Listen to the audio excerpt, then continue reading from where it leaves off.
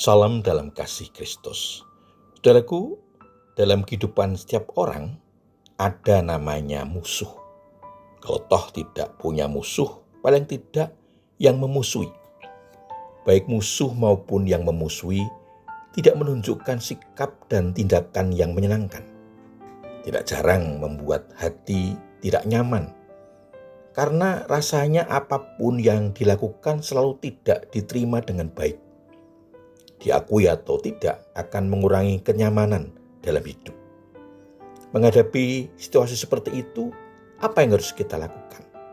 Saudara, mari kita temukan jawabannya dalam renungan ajaran hidup kali ini. Sebelumnya mari kita mohon berkat Tuhan dengan berdoa. Bapa di surga, terima kasih atas pemeliharaan dan berkat-Mu dalam kehidupan kami sampai saat ini.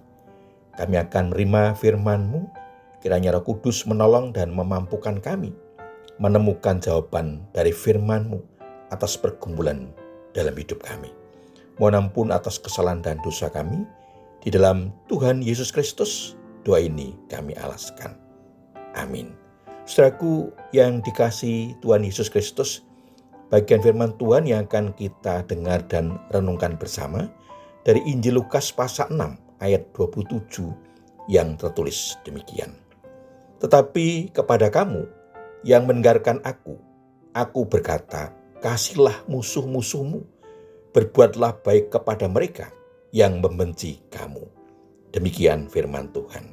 Saudaraku, bagian firman Tuhan tadi diberi tema kasihlah musuhmu. Saudara, Yesus mengajarkan bagaimana orang percaya harus hidup bersama orang lain. Mereka wajib mengikuti pengajaran yang diberikan, mengasihi musuh. Saudara, mengasihi musuh bukan berarti mengasihi dengan kasih secara emosional, seperti menyukai musuh, melainkan menunjukkan perhatian dan keprihatinan yang tulus untuk kebaikan dan keselamatan kekal mereka. Karena tahu betapa dahsyatnya nasib yang menantikan orang yang melawan Allah dan umatnya. Orang percaya harus mendoakan mereka dan berupaya dengan jalan membalas kejahatan dengan kebaikan agar mereka diselamatkan Kristus dan beriman pada Injil berita keselamatan. Mengasihi musuh bukan berarti berdiam diri, sementara pelaku kejahatan terus-menerus melakukan kejahatan. Jika dipandang perlu, demi kehormatan Allah, kebaikan atau keamanan orang lain, atau demi kebaikan akhir orang fasik itu, maka tindakan keras harus dilakukan untuk menghentikan kejahatan. Puji Tuhan, luar biasa. Betapa tidak mudahnya untuk melakukan pengajaran Tuhan Yesus, tetapi sesungguhnya menunjukkan betapa kasih Tuhan Yesus tidak terbatas pada manusia. Orang yang perbuatannya jahat sekalipun masih dikasihinya, agar mereka bisa menerima karya penyelamatannya melalui kita yang dipakainya.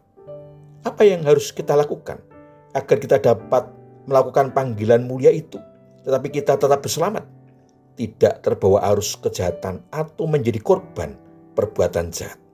Yang pertama, lakukan panggilan mengasihi musuh dengan landasan keyakinan dan tindakan berserah serta mengandalkan Tuhan. Yakinlah bahwa Tuhan akan menyertai dan melindungi hamba-Nya yang melakukan perutusannya.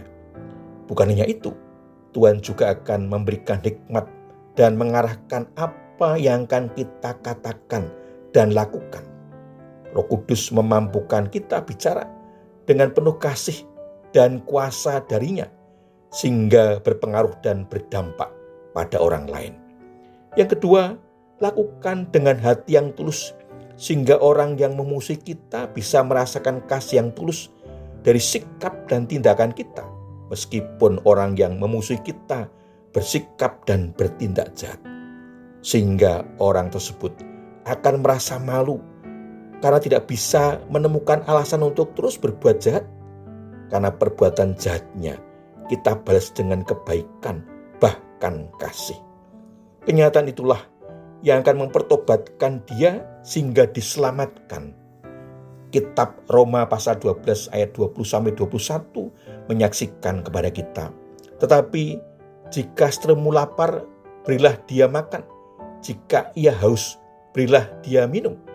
Dengan berbuat demikian, kamu menumpukan bara api di atas kepalanya. Janganlah kamu kalah terhadap kejahatan, tetapi kalahkanlah kejahatan dengan kebaikan. Saudaraku, ketika setiap kejahatan kita balas dengan kebaikan, bahkan kasih, sehingga orang itu akan ditolong dan dibuka hatinya oleh Roh Kudus untuk menyadari kesalahannya dan bertobat, sehingga dia diselamatkan dari hukuman dosa yang mengerikan. Tuhan Yesus memberkati. Amin. Mari kita menaikkan syukur kepada Tuhan di dalam doa. Bapa di surga, terima kasih firman-Mu telah menolong kami untuk menjawab setiap perbuatan jahat yang dilakukan orang lain terhadap kami.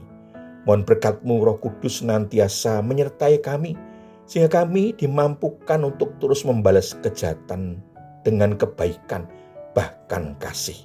Mohon ampun untuk kesalahan dan dosa kami. Hanya di dalam nama Tuhan Yesus Kristus, doa ini kami alaskan. Amin. Saudaraku yang dikasihi Tuhan Yesus Kristus, demikian renungan ajaran hidup. Saya bertemu kembali dengan renungan berikutnya. Kasih karunia dan anugerah dari Allah Bapa dan Tuhan Yesus Kristus, pimpinan dan penyertaan Roh Kudus memberkati saudara sekalian. Amin.